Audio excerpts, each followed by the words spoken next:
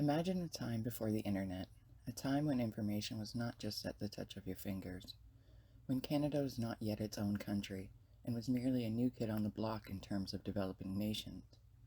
At that time, the sheer size of Canada was so daunting that to this day, much of it still remains undeveloped. During this time, education in northern Ontario was scarce.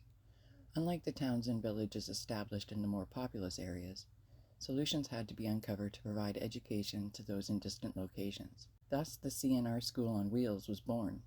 My name is Angie, and I'll be your host on this episode of Historic Ontario. Thank you for joining me as we explore historic locations throughout Ontario, discovering their relevance and how they played a role in the development of the province and the country.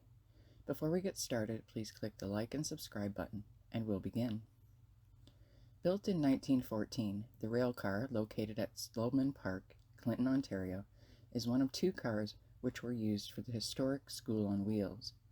Notably, this car was also one of the last wooden passenger cars built by Crossen Car Manufacturing Company in Cobourg, Ontario, as steel would soon replace the wooden structure. Originally intended for transport of European colonists to Western Canada, this car was used as a hospital car for the first few months before becoming an experiment between the Ontario Department of Education and the CNR and CPR, Canadian National and Pacific Railways. Developed as a 2-year pilot run, the idea to convert rail cars into classrooms and allow schools to travel where schools could not. During the pilot project, the school cars reported 100% attendance, with the children attending progressing rapidly. Within 1 week, students were completing 3 weeks of study and were left with enough homework until the train would return. Following the success of the pilot run, the railway car program was expanded. By 1926, a plan was created and the rail car was changed into a classroom with a living area in the back for the teacher and their family, becoming one of 7 school cars used in the North over a 41-year period from 1926 through 1967. A teacher was then hired for each rail car, and they were allowed to bring along their family, as much of the time would be spent in the deep isolation of the northern Ontario woods.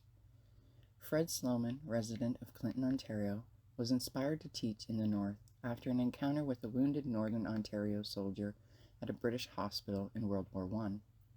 The soldier was unable to write letters home, as he had never been taught to read or write and had never been to school. Simply teaching in a regular school was not going to fix the problem that Fred had uncovered. How would he provide the education to those unable to attend? There were children in Ontario he felt needed the education more, but he needed to find a way to bring it to them. Fred Sloman found his answers when he was selected to teach aboard one of these schools on wheels. It was an exciting time for the Clinton residents, Fred and his wife Selah Sloman, as they set off on a new adventure on the school railcar program. The objective of the program was to bring education to the somewhat isolated and remote northern families.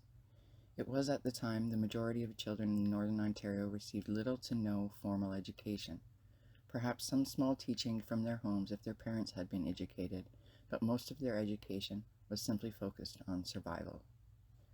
The scarce population and vast distances between small towns did not allow them the convenience of local schools, and therefore education was not prioritized. However, the school on wheels offered a solution. With rail lines established through most of these isolated areas, why not bring the schools to them? At the time, the Sloman's car traveled between Capreol, Ontario, and Folliet, Ontario, a distance of 240 kilometers. A CN railway freight train moved the school car to specially built sidings along the route from location to location, allowing Fred to bring the outside world to distant families of the north, including the families of the newly immigrated railway workers found living along the lines, as well as families of woodsmen, hunters, trappers, and the indigenous. Each week, the school car would arrive at a scheduled location and stay for about a week at a time, before moving on to the next stop. It had been known that the students would travel many miles by canoe, dog team, snowshoes, or even by foot for classes. So just remember that the next time your grandparents start reminding you of their walk to and from school uphill both ways in the snow, that it could always be worse. After 5 days aboard the train, pupils would then be left with enough homework to last until their school returned from the full tour of its 149-mile or 240-kilometer trek. Well over 1,000 children graduated from the CNR School, including Sloman's own 5 children. Classes at the time taught a variety of ages at one time, modeled after the one-room schoolhouse. There are many Canadians who have fond memories of both the Slomans and their time on the school car, as many of these children would not have had the opportunity for an education without Mr. Sloman and the CNR Rail Schools. Both Mr. and Mrs. Sloman contributed to the school and taught wide varieties of subjects, with Fred focusing on everyday life skills such as how to order from catalogs and the basic of agriculture, including where their food came from, while Sila passed on her knowledge and experience to the women by teaching dressmaking skills, how to garden in the north, and a lot about childcare. The School on Wheels was not the kind of school where just anyone could teach. In fact, being a mobile school created a number of challenges aside from actual teaching. Although dealing with children of all different ages might be a struggle, it was not as trying as trying to teach a child that had never attended school in their life. 2 additional rail cars were added by 1928 and 2 more in 1935, with another one in 1938. By the 1940s, the Department of Education operated 7 railway car schools. Each railway car school served 5 to 6 settlements and traveled about 150 miles each month, serving over 200 pupils, with 4 cars operating on the Canada National Railway lines, 2 cars on the Canadian Pacific Railway lines, and 1 car on the Temiskaming and Northern Ontario Railway. The first car the Slomans used was a coach car, which functioned as a school for 14 years, but by 1940 the original school car became too small and too crowded for both the students and the Sloman family, which had now included 5 children.